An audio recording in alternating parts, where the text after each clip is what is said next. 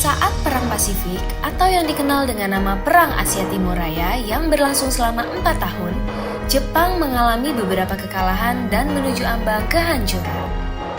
7 September 1944, Jenderal Kuniaki Koiso di hadapan parlemen Jepang berjanji untuk memerdekakan Indonesia bila mencapai kemenangan dalam Perang Pasifik. Tujuannya mendapat bantuan Indonesia dalam perang tersebut. Kaum Pergerakan Nasional menyambut hangat janji kemerdekaan oleh Jenderal Koiso.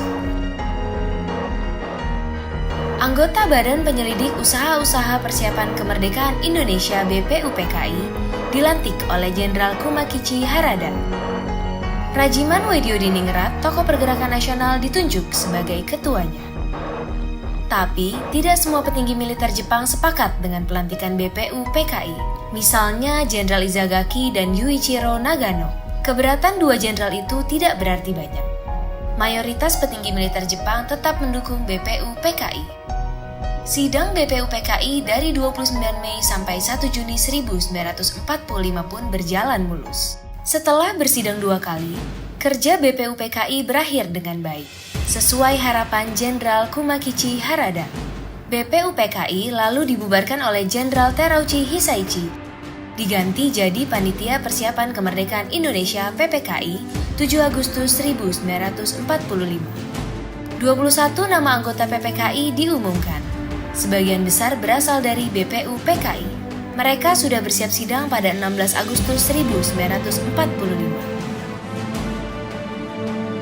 Soekarno, Hatta, dan Rajiman Weddiodiningrat wakil PPKI terbang ke Dalat, Vietnam, 12 Agustus 1945.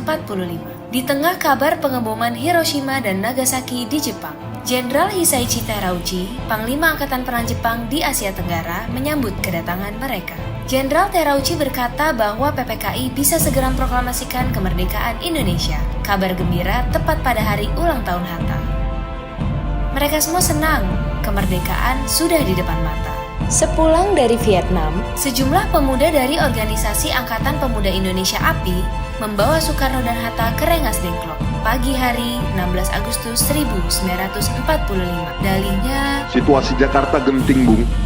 Pemuda mendesak Soekarno dan Hatta segera memproklamasikan kemerdekaan Indonesia. Jepang sudah menyerah, kata para pemuda. Soekarno dan Hatta terkejut, tapi Soekarno enggan memenuhi permintaan para pemuda. Menurut Soekarno dan Hatta, proklamasi kemerdekaan harus melalui rapat PPKI. Pemuda akhirnya memulangkan mereka ke Jakarta sore harinya. Sepulang dari Rengas Dengklok, Soekarno dan Hatta hendak bersidang dengan PPKI di Hotel Das Indies, Jakarta, tapi Jepang melarangnya. Perubahan situasi mengarahkan rapat persiapan kemerdekaan ke rumah Laksamana Maeda, Perwira Angkatan Laut Jepang.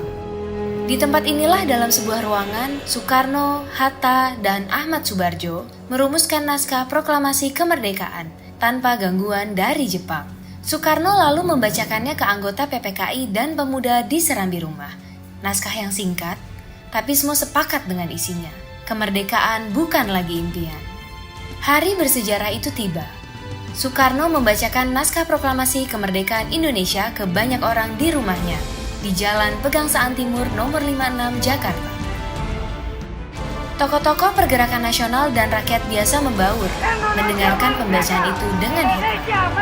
Setelah itu, bendera merah putih jahitan Fatmawati, istri Soekarno, dinaikkan perlahan, diiringi lagu Indonesia Raya.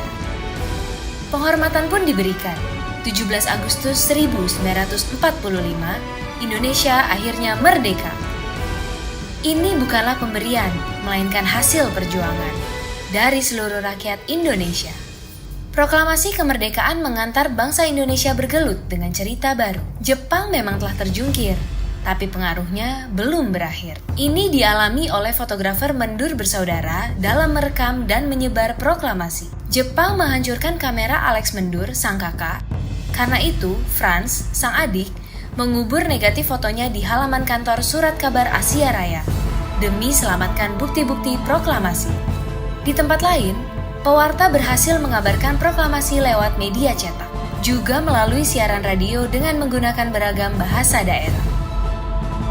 Di desa-desa, pemuda Republik berperan meneruskan kabar proklamasi. mereka berkeliling dan berteriak, "Jepang menyerah, Indonesia merdeka!" Akhirnya, tiap orang menjadi saksi Indonesia telah merdeka.